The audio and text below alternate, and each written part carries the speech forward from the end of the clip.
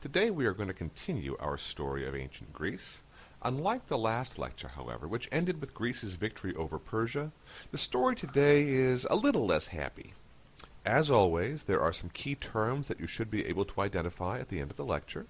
There are also some questions you should be able to answer, and just one map item this time. Make sure you can find Macedonia on a map. So anyway, with that said, let's get to it. The Persian Wars were over by 480 BCE. It had been a victory of all of the Greeks, who came together and united to defeat the common enemy. Nevertheless, it was really the Athenians and the Spartans who led the way. Some of the highlights of the Persian Wars include 490 BCE, the Battle of Marathon, an Athenian victory over the Persians; 480 BCE, the Battle of Thermopylae, which was the Persian victory over the 300 Spartans. In 480 BCE, the Athenians won their great naval battle over the Persians at the Battle of Salamis. And then also in 480 BCE, the Spartans finished the Persians off at the Battle of Plataea. There were consequences to the Greek victory, however. For one thing, while Persia did retreat from Greece, there was always the possibility that it would come back. Persia remained the world's most powerful empire, and should it want to invade Greece again, it could. For now, however, the threat was diminished. In Greece, however, peace will allow the Greeks to slip back into their old habits. The unity of the Persian Wars was forgotten, and the Poles will revert back to fighting amongst themselves. This will ultimately prove to be a fatal development. The most dangerous division was an old one. As the most powerful polis in Greece, Athens and Sparta will come to fear one another. This fear will ultimately burst into war. Now, Athens and Sparta had long been rivals on the Greek peninsula. They had very, very different visions of how society should be run. To put it simply, Athens was a democracy where even the military generals were elected by the citizens. Sparta, on the other hand, was a military dictatorship. The military controlled every element of Spartan society. These differences are obvious in a funeral sermon delivered by Pericles of Athens. As he said, "Our constitution does not copy the laws of neighboring states. We are rather a pattern to others than imitators ourselves. Its administration favors the many instead of the few. This is why it is called a democracy. If we look to the laws, they afford equal justice to all in their private differences. If no social standing, advancement in public life falls to reputation for capacity, class considerations not being allowed to interfere with merit, nor again does poverty bar the way. If a man is able to serve the state, he is not hindered by the obscurity of his condition." End quote. You can hear the pride of Pericles in Athens in his commentary. He is really putting Athens out there as a model city, a model polis for the rest of Greece to emulate. Yet, it's really not democracy that will really drive the wedge between Athens and Sparta. Instead, it was the growing power and influence of Athens. Sparta had long been the most powerful polis on the Greek peninsula. The Persian Wars changed that. Athens' navy gave it a power unrivaled in the region. That navy allowed it to establish trade relationships across the Mediterranean Sea. That trade made Athens very rich and very powerful in Greece. In fact, Athens will use its power to force an alliance on many of the other Greek colonies and polis. This alliance is known as the Delian League, and it led Sparta to fear that Athens might be becoming too powerful.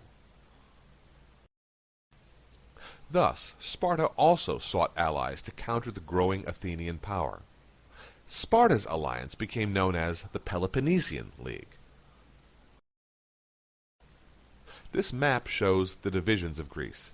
The Delian League is in pink, while the Peloponnesian League is in blue. Differences between the Delian League and the Peloponnesian League, but really between Athens and Sparta, will erupt into open war in the year 431. This conflict is known as the Peloponnesian War.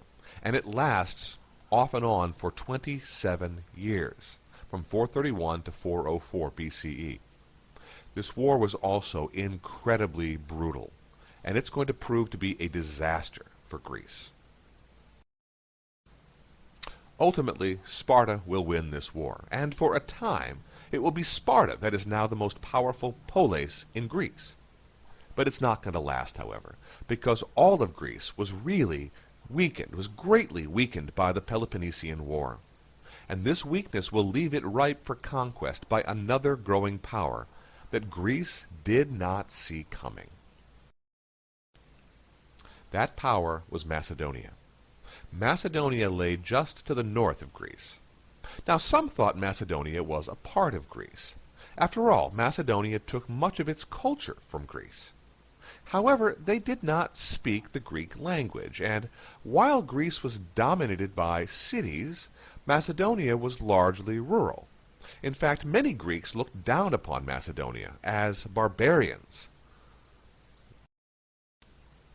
Now, through much of its history to this point, Macedonia clearly was the weak little brother to Greece. But then, in the year 359 BCE, a new king rose to the Macedonian throne. His name was Philip II, and he was very clever and he was very cunning. And he'll rule Macedonia from 359 till 336 BCE. In that time, he will build Macedonia into a great power right on Greece's doorstep. Many in Greece refused to see Macedonia as a threat, however. One of them was a man by the name of Demosthenes, who delivered a set of speeches that we know today as the Philippics, and you can see in the name that these are speeches, these are arguments about Philip II. You can see the name Philip within the name Philippics. This passage by Demosthenes from the third Philippic is probably the most famous, and it's also the most revealing about Demosthenes' attitudes towards Philip and the Macedonians. He's talking about Philip II, is not only no Greek, nor related to the Greeks, but not even a barbarian from any place that can be named with honor, but a pestilent knave from Macedonia, whence it was never yet possible to buy a decent slave, end quote. You can really hear the lack of respect that Demosthenes has for Philip and for the Macedonians here. He refers to them as barbarians, from which you can't even buy a decent slave from Macedonia. Now remember, in Greek society, a slave would have been the lowest of the low. And so what Demosthenes is saying here is that, really, the Macedonians aren't even fit to be slaves. Barbarians or not, however, the Greek armies will be no match for Philip II and the Macedonian army. Ultimately, the Greek armies will surrender to Philip in the year 338 BCE. Now, the irony here is that because of this conquest, Greek culture survives.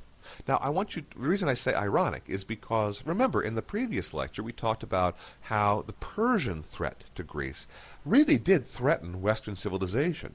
Greek culture, Greek society is such a huge part of Western civilization that had the Persians defeated the Greeks, really Western civilization would look very different today.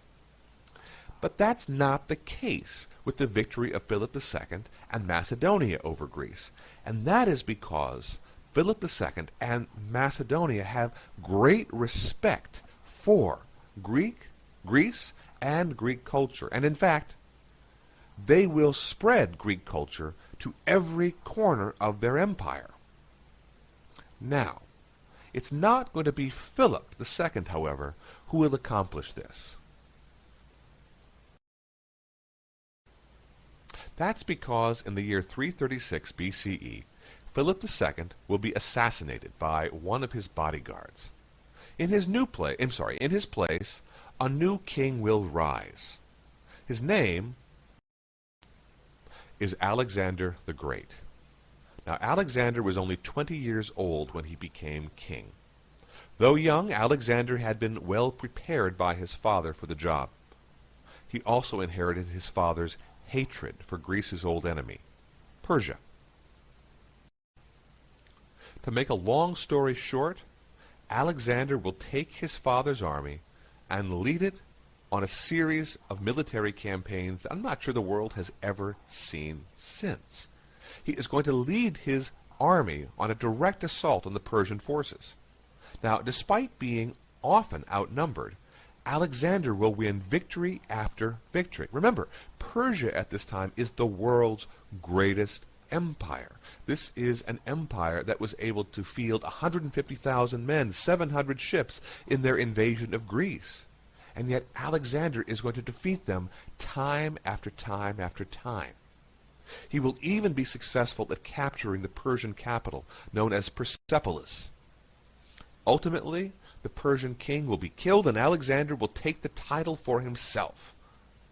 Yet Alexander isn't satisfied, even now that Persia has been defeated.